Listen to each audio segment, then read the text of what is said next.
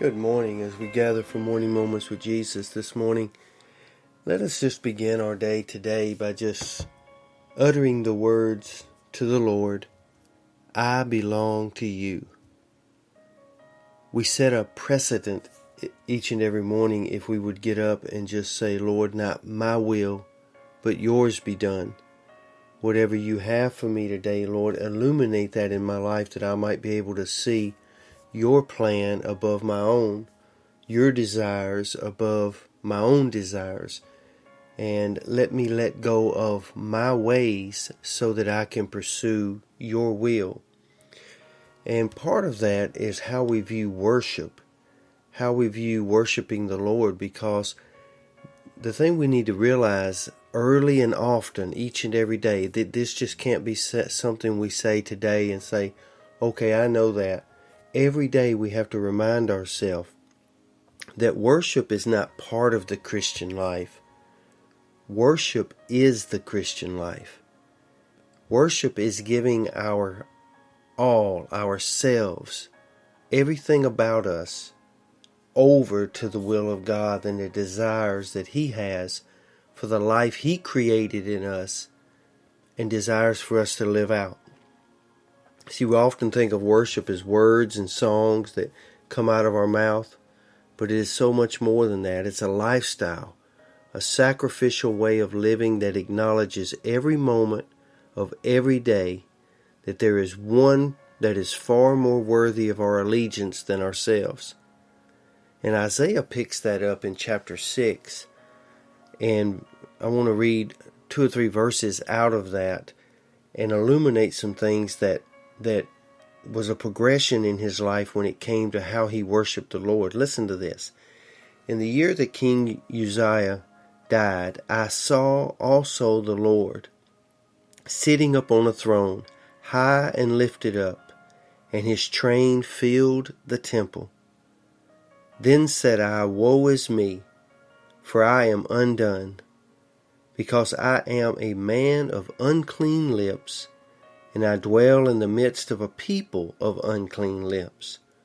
For mine eyes have seen the King, the Lord of hosts. Also I heard the voice of the Lord saying, Whom shall I send? And whom will go for us?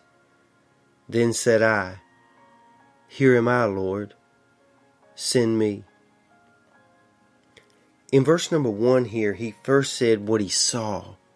He got into the presence of the Lord and saw God for who He really was. Once he saw the Lord for who He really was, then he began to see himself as He was. He said, Lord, I see you high and lifted up. And the first thing I see is how unclean I am. And I desire to be clean. I desire to worship you. And so then he heard a voice said, I need to send someone to speak to my people. And Isaiah said, You can send me. Because that's the best expression of worship that I can give, is to say, Lord, I belong to you. See, imagine yourself in the throne room of God this morning. See the altar at His feet. Let us lay ourselves on it this morning and say, Lord, I am yours. Do with me what you will. I give up my right to govern myself because you are far more worthy to do that than I am. I know that you will never do me harm, that you will always lead me in the right way. I exist for your purpose and not mine alone. In church, I believe if we would do that every morning and then get up and live out our day mindful of who we are and who we belong to, that would be our best expression of worship that we could give. So I pray over our Morning Moments family this morning that we would get up and be about our business, whether you're driving down the road, whether you're sitting in your favorite chair, whether you're just communing with the Lord, wherever you are. Let us all in one accord say this morning, Lord, I belong to you, and not my will today, but let your will be done.